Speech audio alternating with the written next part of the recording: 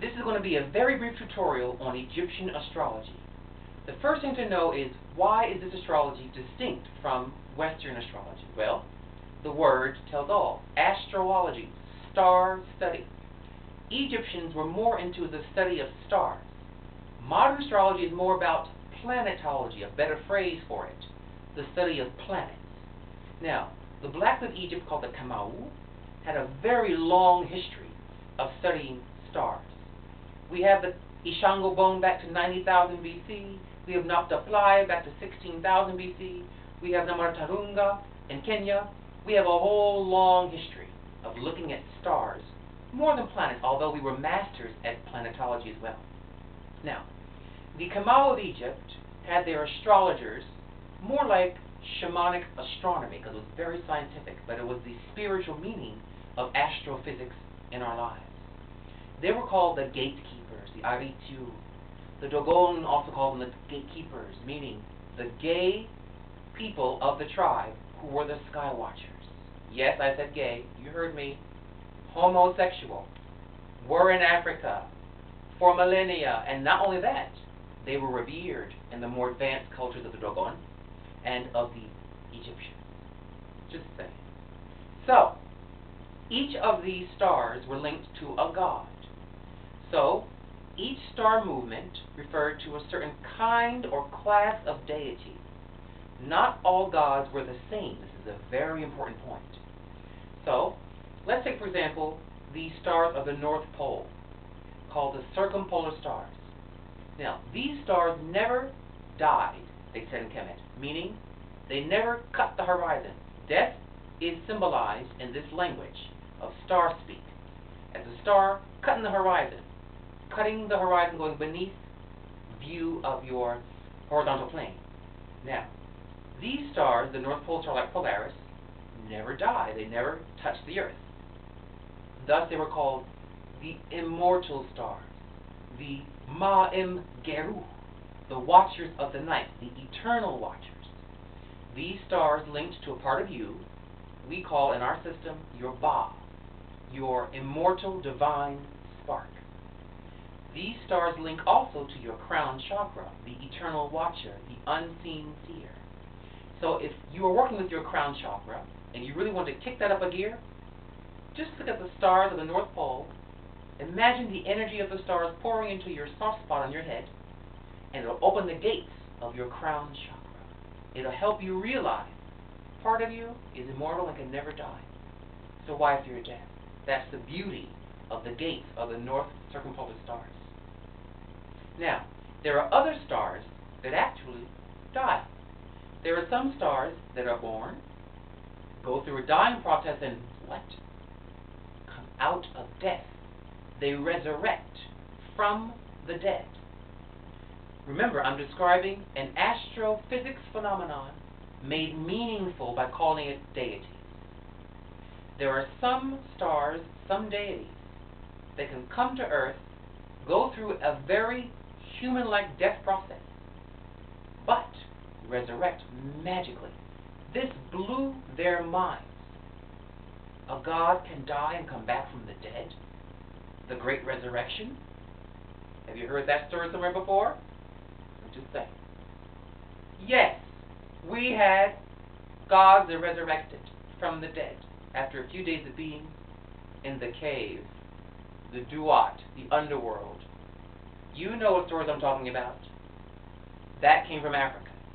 Now, these stars, when they were in the underworld, what were they doing down there? Hanging out? I don't think so. They were actually talking to the ancestors. Thus we call this star your heliacal rising star. This is the star that died and resurrected, also called your resurrection star in our system, or your Shepsu. What's a Shepsu? Shepsu means ancestor.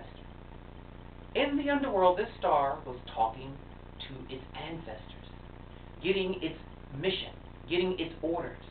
And it was told that when you return back to Earth, you have to continue our legacy. You must complete our unfinished business. And I have found that this star links very strongly to your sense of mission and purpose on Earth. When you have this feeling of doing something before you die, like a calling or a mission, it always ties into the myth of your heliacal resurrection star of your ancestors. We give you that star in your chart printout for the Egyptian astrology printouts for you. So, the other stars that act a little differently from this one are stars that act like immortals. So, the first star described, for example, where it dies, you go outside in your backyard, let's say, you're looking for a star, Sirius. You see Sirius, hail Sirius. You see it one night, 2 nights, 1 week, 3 weeks. Anete rock, hail Sirius, you say. And this is a star linking to your spirit, one of your personal star gods. And why don't you go out, where is Sirius? It's gone. Now you can imagine, if you see that star as a god personal for you, its disappearance is a little disconcerting. So, you wait with bated breath. My goodness, where is Sirius? Where is that star? You wait until one morning, at early dawn, poof, the star appears right in front of the sun, in the front of the Boda Ra, we say. And that is the morning where the star resurrected, came from the dead, like others have said they've done. I'm just saying. So, this star came back, and you say, all hail, and it became a very powerful celebration for that god's temple. The other stars act like North Pole stars, meaning at night, they're always up all night long. They never cut the horizon. Night after night, it's always in the sky without touching the earth. Then one night, boop, it walks just on the horizon for a minute. Then the next night you see it back up with the immortal. So what do we have here? An immortal star acting like a ba, like a north circumpolar, touches the earth. An immortal walks the earth, and then goes back without dying. This star sidestepped death itself. Well, that's pretty impressive. This is a different kind of god, a different kind of star god. So, the stars that did this were called stars of curtailed passage, when they're acting like immortals. When they hit the horizon, they're called heliacal setting stars. Now, this star is a god walks on earth. God comes to live among mankind. God comes to live among gay mankind. I mean all mankind. Have you heard that story before somewhere too?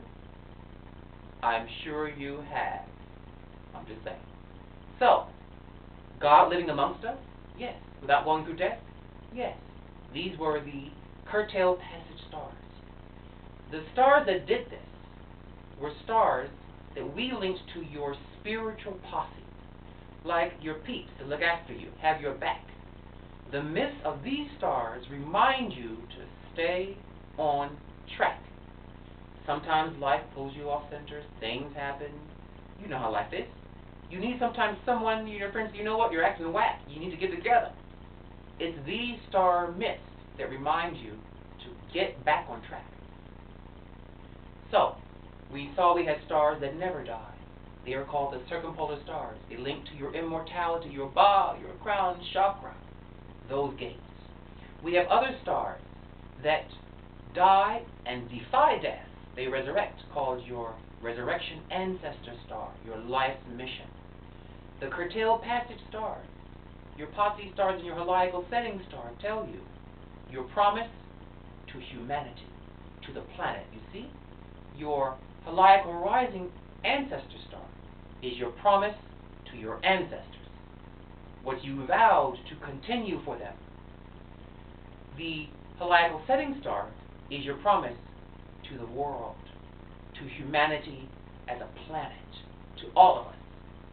Both are key to your destiny. And there's no other system in the world but the Egyptian system that understood the very complex dynamics of star physics and divinity. So, when we give you a gatekeeper's star chart, we tell you your heliacal rising star, your curtailed passage stars, and so forth. Your ancestors' promise that you made to them, your promise to the world, the forces that guide you and keep you on track, and much, much more. The Dogon said the master astronomers of Africa are the gay people of the tribe. This is very true. The Kemetic people, who were the forebearers of the Dogon. The Dogon left Egypt, went to Mali, and maintained the secret of Ama, or Amun, and maintained the science of cosmology and spirituality of Kemet, Egypt. The gays of Kemet were called the Aritu, the gatekeepers, and the gates, I tell you, refer to the constellations outside of you in the sky and their self-similar correlates inside of you. The star gates in the sky are gates within you. And as you tune into these different stars, you tune into the different inner chakras, the inner spirit gates in yourself. So, we are doing a program soon to train gay men in the secrets of star sciences of Egypt, that all the gates may open in harmony, beauty, and balance for all of us. So, I hope you enjoyed this quick tutorial on Egyptian astrology, starology. I want to give praise to my gay ancestors from the Dogon and from ancient Black Egypt, Anacherok Shepsu Im Kemet Hur Dogon. I want to give praise to Hapi, Lord of the Nile, keeper of the gay spirits of Egypt, Anacherok Neb Hapi. And most of all, I want to give love out to my beloved gay tribe. We love you here. You're that, all that in a bag of chips. Anacherok to you. Be strong, be wise. Long live the gatekeepers. Dwa Wen Hotep.